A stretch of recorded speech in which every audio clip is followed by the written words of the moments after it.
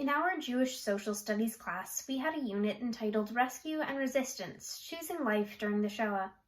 We learned about how Jews resisted Nazis during the Holocaust. There are two different kinds of resistance that we learned about.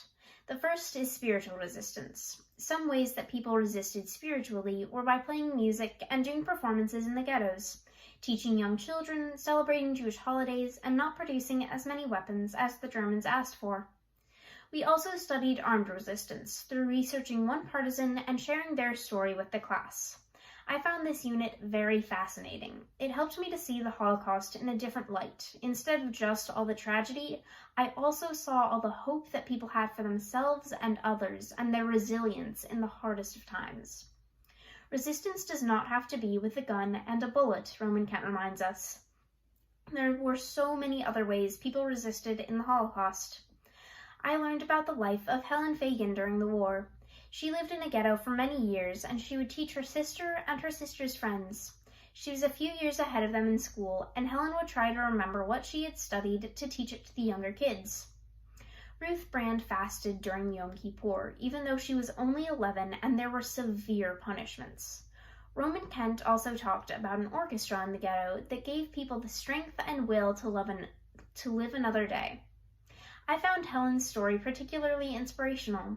She used her resistance to give hope to children. She brought them to a different time and place outside of their own lives through reading to them and telling them stories. Everything she did to resist was to make others feel safe, hopeful, and calm.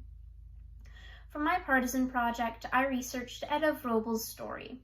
Etta started her own partisan group and was a strong fighter, both of body and mind.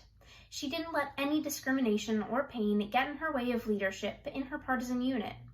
I also learned about several other female partisans from my classmates. Vitka Kempner once said, "We made it and the boys did not, because they were tired, and we were tired too, but the women were stronger than the men." I found all of these stories very fascinating. Even in a time of such discrimination against them, some male partisans couldn't see that they too were discriminating against their fellow partisans. Female partisans such as Etta, Vitka, Gertrude Boyarsky, Faye Schulman, and thousands of others went through twice the struggle as their male counterparts during the war. They were facing two fights against inequality. It is so important to learn about resistance during the Holocaust. If we hadn't learned about these fighters, we wouldn't have been able to recognize how many innocent lives were saved by them. I think that learning about Jewish resistance and the partisans should be a top priority for Holocaust education everywhere.